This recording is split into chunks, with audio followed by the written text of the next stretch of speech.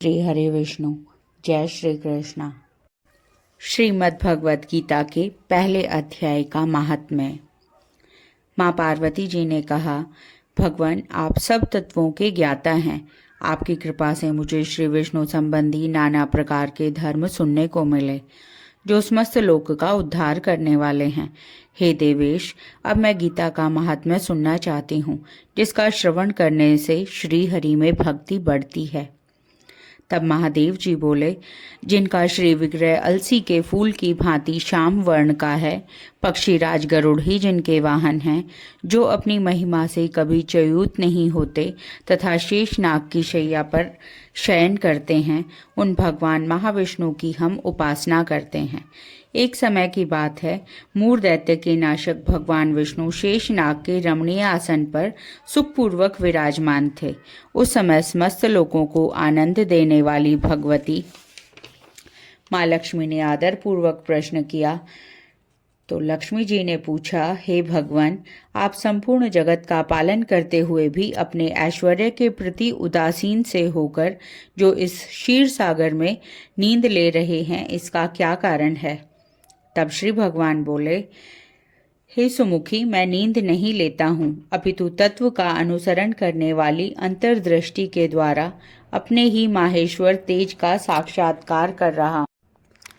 हे देवी, यह वही तेज है जिसका योगी पुरुष कुशाग्र बुद्धि के द्वारा अपने अंतःकरण में दर्शन करते हैं तथा जिसे मीमांसक विद्वान वेदों का सार तत्व निश्चित करते हैं। वह माहेश्वर तेज एक अजर प्रकाश स्वरूप आत्मरूप रोग शोक से रहित अखंड आनंद का पुंज निष्पंद निरीह तथा द्वैत रहित है। इस जगत का जीवन उसी के अधीन है। मैं उसी का अनुभव करता हूँ। हे देवेश्वरी, यही कारण है कि मैं तुम्हें नींद लेता सा प्रतीत होता हूँ। तब लक्ष्मी जी ने कहा, हे ऋषिकेश, आप ही योगी पुरुषों के ध्येय हैं। आपके अतिरिक्त भी कोई ध्यान करने योग्य तत्व है? यह जानकर मुझे बड़ा कौतूहल हो रहा है। इस चराचर जगत की सृष्टि और संहार करने वाले स्वयं आप ही हैं। आप सर्वसमर्थ हैं। इस प्रकार की स्थिति में होकर भी यदि आप उस परम तत्व से भिन्न हैं तो मुझे उसका बोध कराइए। तब श्री भगवान बोले, हे प्रिय, आत्मा का स्वरूप द्वैत और अद्वैत से पृथक, भाव और अभाव से मुक्त तथा आदि और अंत से रहित है। शुद्ध ज्ञान के प्रकाश से उपलब्ध होने वाला तथा परमानंद स्वरूप होने के कारण एकमात्र सुंदर है। यही मेरा ईश्वरीय रूप है। आत्मा का एकत्व ही सबके द्वारा जानने योग्य है। गीता शास्त्र में इसी का प्रतिपादन हुआ है। अमित तेजस्वी भगवान विष्णु के ये वचन सुनकर लक्ष्मी देवी ने शंका उपस्थित करते हुए कहा, हे भगवान, यदि आपका स्वरूप स्वयं परमानंदमय और मन वाणी की पहुंच के बाहर है तो गीता कैसे उसका बोध कराती है? मेरे इस संदेह का आप निवारण कीजिए। तब श्री भगवान बोले, सुंदरी सुनो, मैं गीता में अपनी स्थिति का वर्णन करता हूँ। क्रमशः 5 अध्यायों को तुम 5 मुख जानो, 10 अध्यायों को 10 भुजाएं समझो तथा 1 अध्याय को उदर और 2 अध्यायों को दोनों चरण कमल जानो। इस प्रकार ये 18 अध्यायों की वांग्मयी ईश्वरीय मूर्ति ही समझनी चाहिए। यह ज्ञान मात्र से ही महान पापों का नाश करने वाली है। जो उत्तम बुद्धि वाला पुरुष गीता के 1 या आधे अध्याय का अथवा 1 आधे या चौथाई श्लोक का भी प्रतिदिन अभ्यास करता है, वह सुशर्मा के समान मुक्त हो जाता है। तब देवी लक्ष्मी ने पूछा, हे देव, सुशर्मा कौन था, किस जाति का था और किस कारण से उसकी मुक्ति हुई? तब श्री भगवान बोले, प्रिय, सुशर्मा बड़ी खोटी बुद्धि का मनुष्य था। पापियों का तो वह शिरोमणि ही था। उसका जन्म वैदिक ज्ञान से शून्य एवं क्रूरतापूर्ण कर्म करने वाले ब्राह्मणों के कुल में हुआ था। वह न ध्यान करता था, न जप, न होम करता था, न अतिथियों का सत्कार। वह लंपट होने के कारण सदा विषयों के सेवन में आसक्त रहता था। हल जोतता और पत्ते बेचकर जीविका चलाता था। उसे मदिरा पीने का व्यसन था तथा मांस भी खाया करता था। इस प्रकार उसने अपने जीवन का दीर्घ काल व्यतीत कर दिया। एक दिन मूढ़ बुद्धि सुशर्मा पत्ते लाने के लिए किसी ऋषि की वाटिका में घूम रहा था। इसी बीच में काल रूपधारी काले सांप ने उसे डस लिया।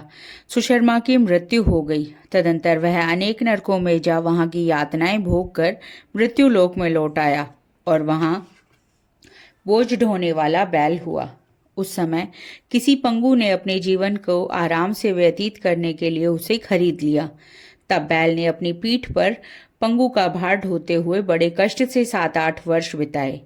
एक दिन पंगु ने किसी ऊंचे स्थान पर बहुत देर तक बड़ी तेजी के साथ उस बैल को घुमाया, जिससे वह थककर बड़े वेग से पृथ्वी पर गिरा और मूर्छित हो गया।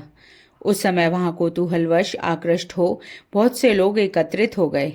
उस जन समुदाय में से किसी पुण्य आत्मा व्यक्ति ने उस बैल का कल्याण करने के लिए उसे अपना पुण्य दान दिया।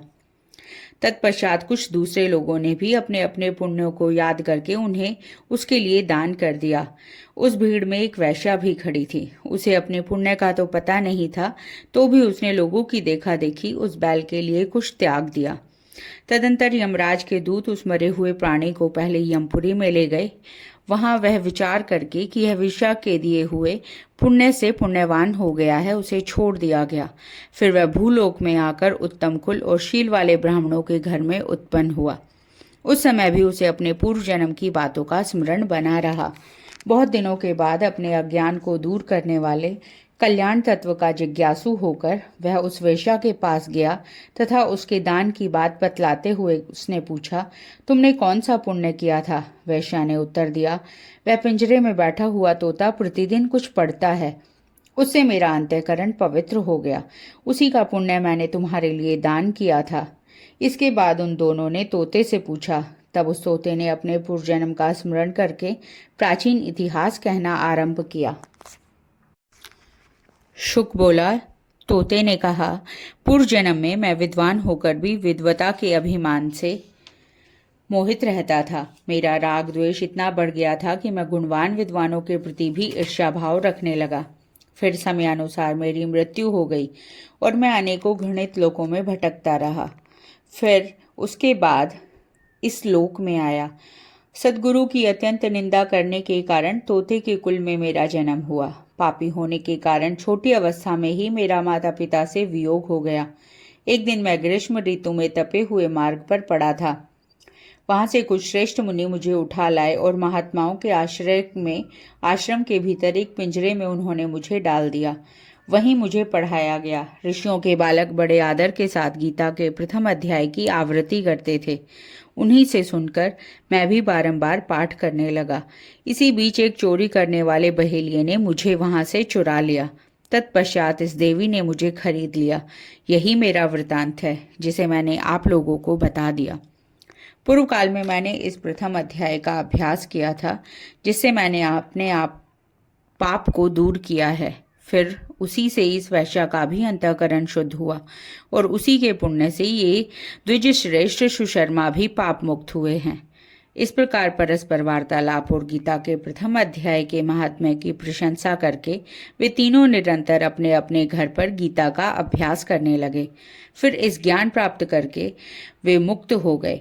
इसलिए जो गीता के प्रथम अध्याय को पढ़ता, सुनता अथवा अभ्यास करता है, उसे इस भव सागर को पार करने में कोई कठिनता नहीं होती। जय श्री हरि विष्णु, जय श्री कृष्ण।